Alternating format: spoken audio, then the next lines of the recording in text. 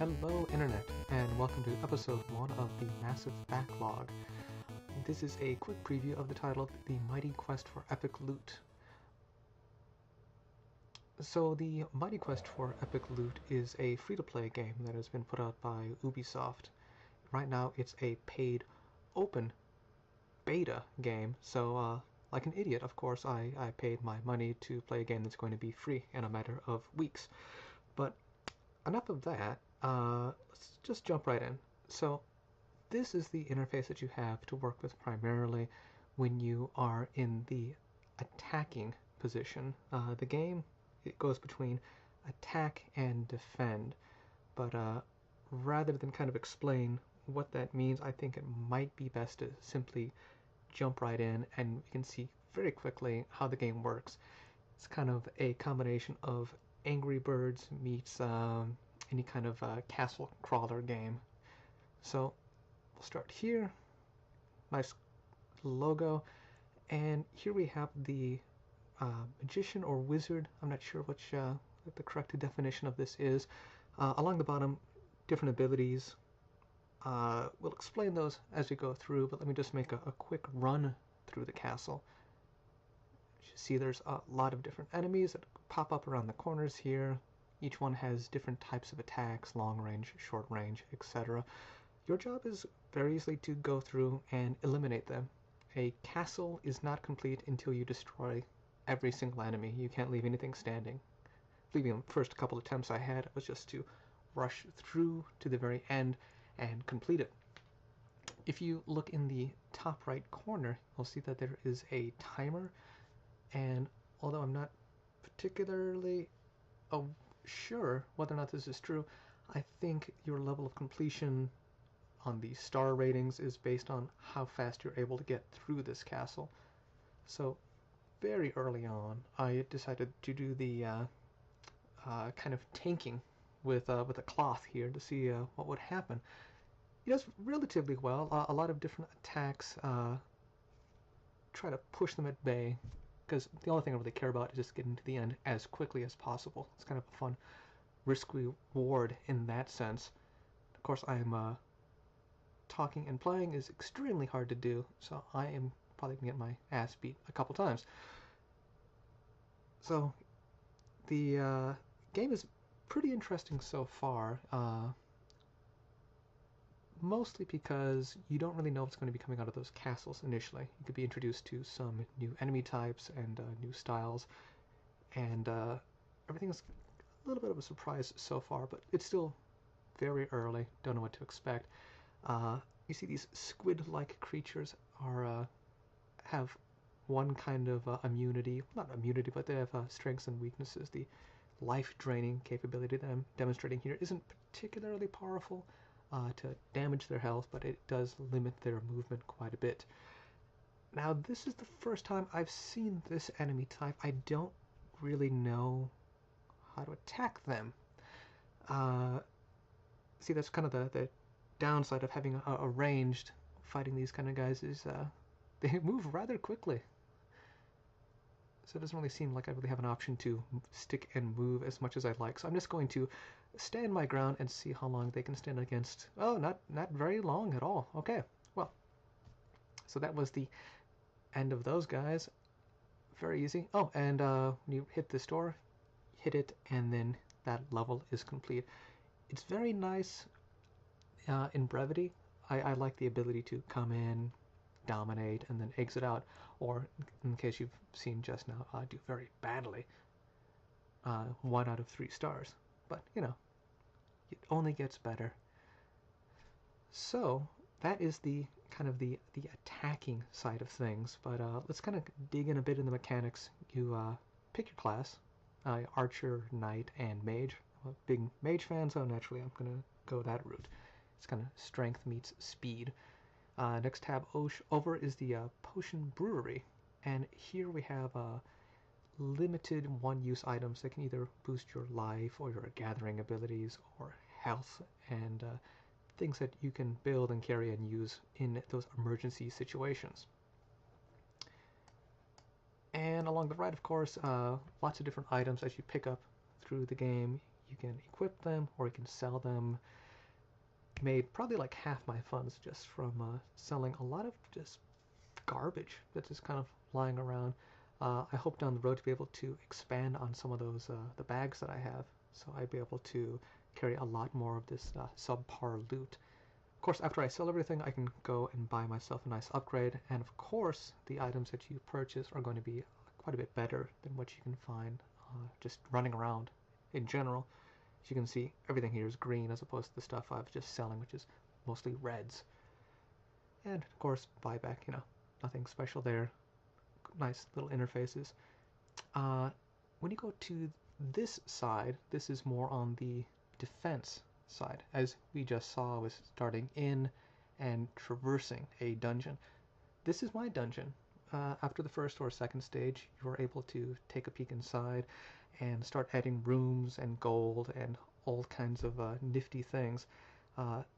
So your main room is where you'll be doing a lot of the crafting. So you will build soldiers who in turn will build stuff for you faster, mine gold faster, or give you cosmetic upgrades.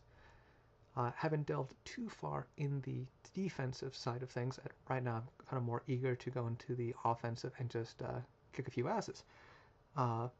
Naturally, they're giving you things here in the architect's office, which kind of controls the layouts. So you can go and say, I want to buy this area.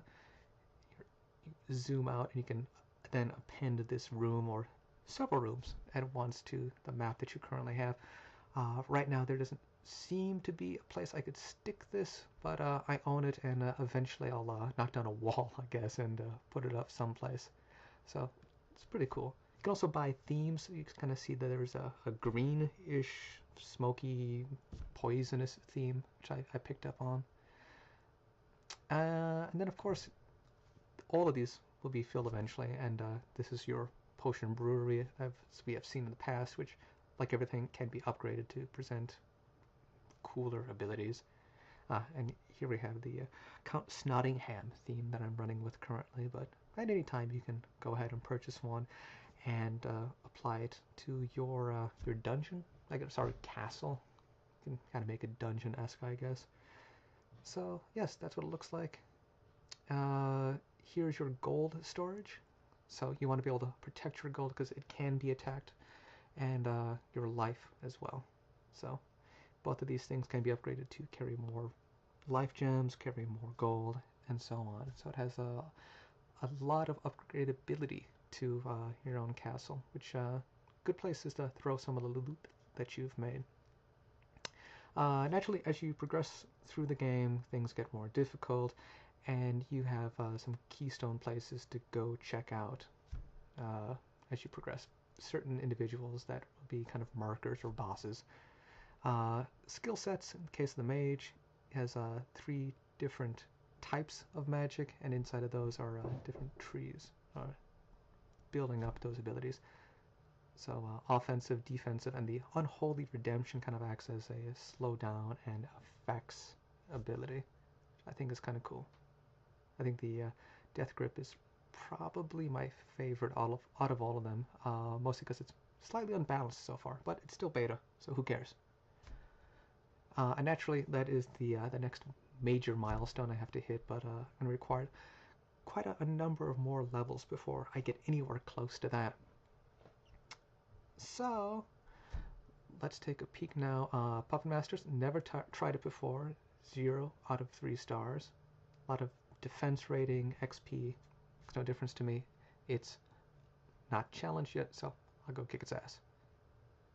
So, hitting number 1, I use the spark effect, which I believe gives me extra damage, but still relatively new to it, so just trying it out.